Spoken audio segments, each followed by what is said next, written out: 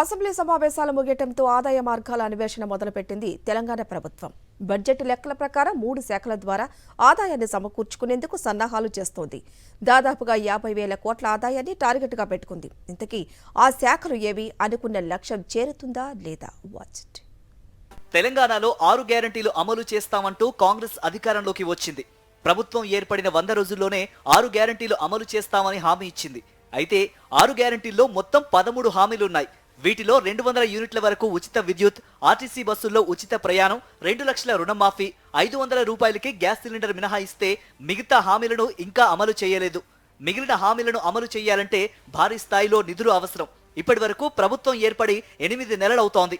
ఈ 8 నెలల్లో 2 లక్షల రుణమాఫీ చేయడానికి నిధుల సమీకరణ, ఇతర పథకాలను పూర్తిగా ఆపాల్సి వచ్చింది. రాబోయే రోజుల్లో పథకాలు అమలు చేయాలంటే భారీగా నిధుల సమీకరణ అవసరం.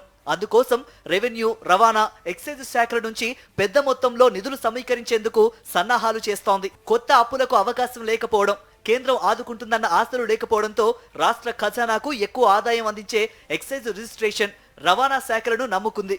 2.91 లక్షల కోట్లతో ప్రభుత్వం ప్రకటించిన బడ్జెట్లో 50,000 కోట్లకు పైగా వీటి ద్వారానే ఆర్జించాలని నిర్ణయించింది. మొత్తం బడ్జెట్లో ఇది దాదాపు 18% ఉంది.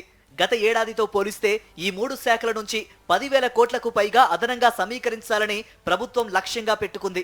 రవాణా శాఖ నుంచి ఈ ఏడాది 8,000 కోట్ల రూపాయల ఆదాయం సమకూర్చుకోనున్నట్లు ప్రభుత్వం ప్రతిపాదించింది. గత ఏడాది రవాణా శాఖ నుంచి వచ్చిన ఆదాయం 7,000 కోట్లు. అంటే గత ఏడాదితో పోలిస్తే దాదాపు 1,000 కోట్ల రూపాయలు అధికం. ఇలా ఆదాయాన్ని పెంచుకునేలా చర్యలు చేపడుతున్నట్లు తెలుస్తోంది. ఎక్సైజ్ శాఖ నుంచి ఈ ఏడాది భారీగా ఆదాయాన్ని రాబట్టాలని లక్ష్యంగా పెట్టుకుంది. ఇక రిజిస్ట్రేషన్ల ఆదాయం ఈసారి కూడా భారీగా పెరుగుతుందని ప్రభుత్వం అంచనా వేస్తోంది. ఈ ఆర్థిక సంవత్సరంలో 18,000 కోట్ల రూపాయల ఆదాయం సమకూరుతుందని ప్రభుత్వ వర్గాలు అంటున్నాయి.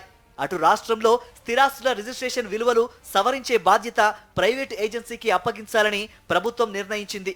వివిధ శాఖల నుంచి ఆశించిన మేరకు ఆదాయం వస్తే పథకాల అమలుకు, నిధుల సమీకరణకు ఇబ్బందులు ఉండవంటున్నారు. అయితే ఈ అంచనాలను ప్రభుత్వం అందుకుంటుందా లేదా అనేది చూడాల్సి ఉంది.